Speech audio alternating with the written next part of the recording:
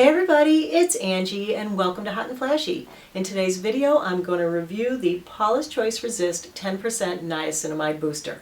A number of you had asked me to pick this up and try it because you wanted to know if, true to its claims, it really could reduce the size of our pores quickly. So I bought it in August and I started putting it to the test. I started using it every day and I've been using it for over a month. So today I have the before and after pictures for you. So before we get into the pictures, let's just talk a little bit about the product and about the active ingredient, niacinamide. So the 10% niacinamide booster retails for $42 for 0.67 ounces. It comes in a heavyweight glass container with a dropper top. The product is kind of a clear, I guess in my case, cloudy liquid. It's very watery. Now the instructions for this at Paula's Choice, they say you can use it twice a day, you can use it on its own, or you can mix it with something. The claims on this from Paula's Choice are that it will help to brighten your skin, it will reduce your pores, it will reduce your fine lines and wrinkles, and it will help with moisturization. It actually says on the Paula's Choice website that the results after only a few days will impress you. Those of you who have watched me for any period of time, you know that I've been way into niacinamide for a couple of years now.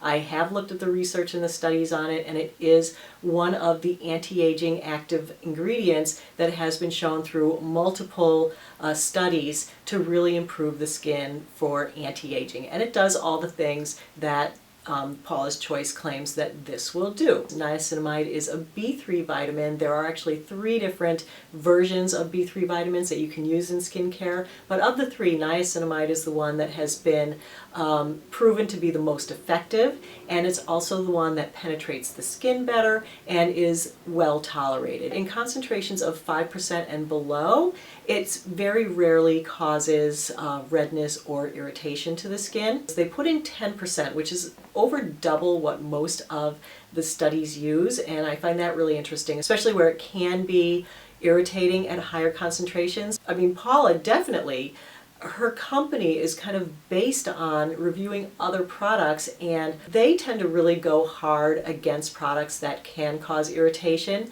So I was really interested in why they put a concentration in here that is at the level that can cause irritation when they're so dead set against irritation. But if you're mixing, say, 3 drops of this with 3 drops of something else, does that reduce the 10% down to 5%? And then they did put in a lot of things that would help this to be non-irritating. So where I already was using a lot of niacinamide in my other skincare products, I was really curious to see if I would see more results with this. So I started using it. I did have a little trouble trying to figure out where to put it into my skincare routine because there is a lot of talk on the internet now about niacinamide and vitamin C kind of canceling each other out, or a byproduct of them being bad for your skin and harming your skin. And where I use a vitamin C serum every morning, I decided to use it at night. So I put that on first, and then I would put on my Retin A, and then I would put on my other serum, and then my night moisturizer, and then I go to bed. So I did that for the full 30 days.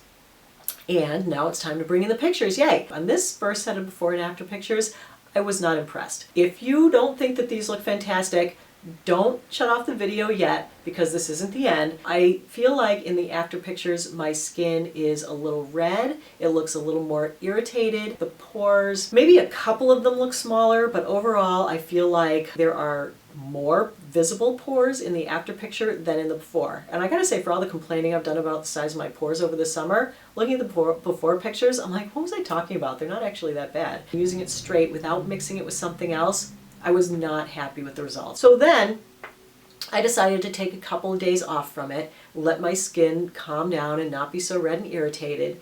And then I decided to use it once a day in the morning and mix it with something else. In order to get around the whole vitamin C thing, I alternated days. Then after a week of doing that, I shot another set of after pictures. And I think in this one, my skin looks much, much better. That redness and inflammation is gone, and I gotta say, it's a slight improvement in the size of my pores and the quantity of visible pores. So I'm glad I was able to have some success with this. Based on the pictures, based on the using it for a month, this for me is kind of a mixed bag product. Did it make a big enough difference in my skin that when I put on my makeup I could not do the mini bake or I don't see my pores? No. It may have made a little difference in my skin, but it wasn't enough of a difference that it changed the way I'm doing anything. You know, I love niacinamide. I'm just not sure why it needs to be in here in 10% in like an irritating concentration that if you do use it, one of the ways that they say you can, which is to use it on its own twice a day, can be very irritating and can actually make your skin look worse. Used in less of an aggressive fashion where you mix it with something and maybe only use it once a day or every other day, I feel like it can give you some results, especially if you're not using niacinamide already, where I'm already using products with lots of niacinamide in it. I feel like I didn't really see a huge change in my pores.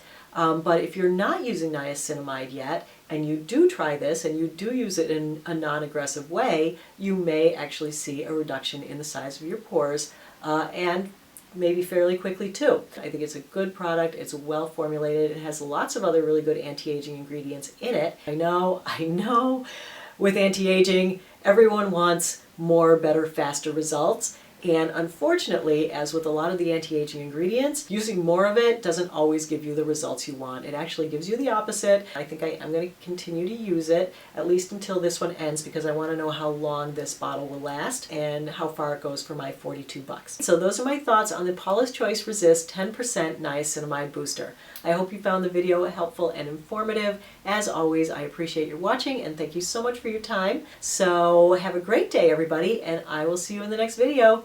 Take care. Bye-bye.